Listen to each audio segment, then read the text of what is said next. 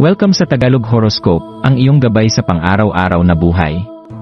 Dito, hatid namin ang iyong horoscope araw-araw. Alamin kung ano ang naghihintay para sa iyo sa pag-ibig, trabaho, kalusugan, at swerte. Samahan kami para mas maunawaan mo ang mensahe ng universo para sa iyong araw. Huwag kalimutang mag-subscribe, i-like ang aming mga video, at i-share sa iyong mga kaibigan. Simulan natin ang araw ng may inspirasyon mula sa mga bituin. Narito ang iyong pang-araw-araw na horoscope para sa Cancer ngayong January 11, 2025, ngayong Sabado. Tila may banayad na mga bulong mula sa universo na umaabot sa iyong malambot at mapagmalasakit na espiritu, mahal na Cancer. Habang ang buwan ay sumasayaw sa ilalim ng Gemini, isang kaakit-akit na enerhiya ang bumabalot sa iyo, hinihikayat kang tuklasin ang lalim ng koneksyon sa mga tao sa paligid mo. Ang iyong likas na kakayahang magbigay ng kaginhawahan ay parang isang mainit na bukal na nagbibigay ng kapanatagan, hinahayaan ang iba na magbukas at magtiwala sa iyong presensya. Ngayong araw din ay ginugunita ang ika-negatibo 13 araw ng buwan, isang mahalagang sandali kung kailan ang mga hangganan ng ating mundo at ng espiritual na dimensyon ay tila lumalambot. Maaaring mapansin mong mas tumatalas ang iyong intuisyon, ginagabayan ka tungo sa mas malalalim na pananaw tungkol sa iyong sarili at sa mga taong mahalaga sa iyo. Pakinggan ang banayad na mga bulong ng iyong puso, dahil naroon ang mga sagot na magpapalakas sa iyong kabutihan, sa iyong iniisip, nararamdaman at ginagawa. Sa araw na ito, kumilos ng may layunin at direksyon.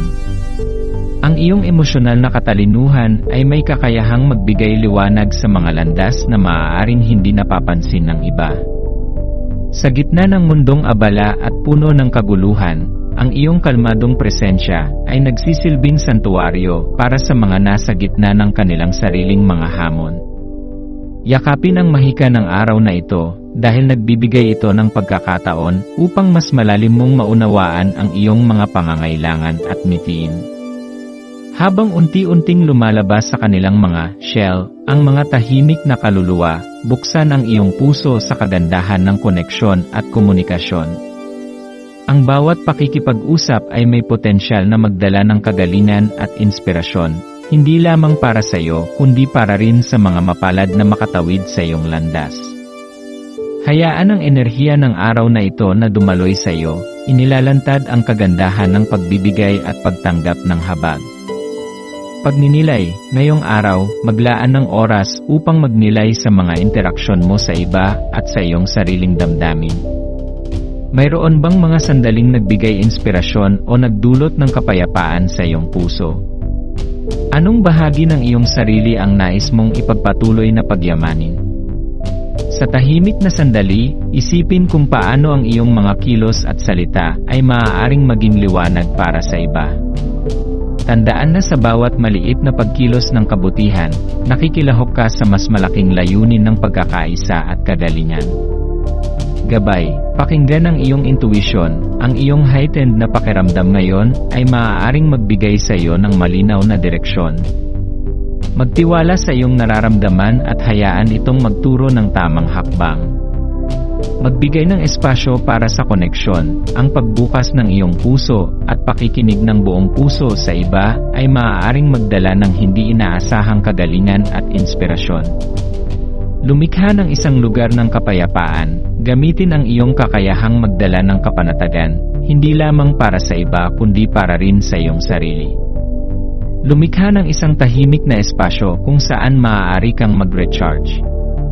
Yakaping buo ang enerhiya ng araw, huwag hayaang lumipas ang araw na ito nang hindi mo natutuklasan ang kagandahan ng mga simpleng sandali at ang kapangyarihan ng pagninilay. Sa pagtatapos ng araw, alalahanin na ikaw ay isang inspirasyon at lakas para sa iba. Ang iyong kakayahang magbigay ng kaginhawahan at magpamalas ng tunay na malasakit ay isang regalo, hindi lamang para sa kanila, kundi pati na rin sa iyong sarili. Yakapin ang mga aral ng araw na ito at gamitin ito upang mas maging buo at mas makabuluhan ang iyong paglalakbay. Maraming salamat sa panonood ng iyong horoscope ngayon araw. Naway gabayan ka ng mga bituin sa iyong landas. Huwag kalimutang mag-like, share, at subscribe para sa iba pang cosmic na kaalaman. Hanggang sa muli, manatiling konektado sa universo,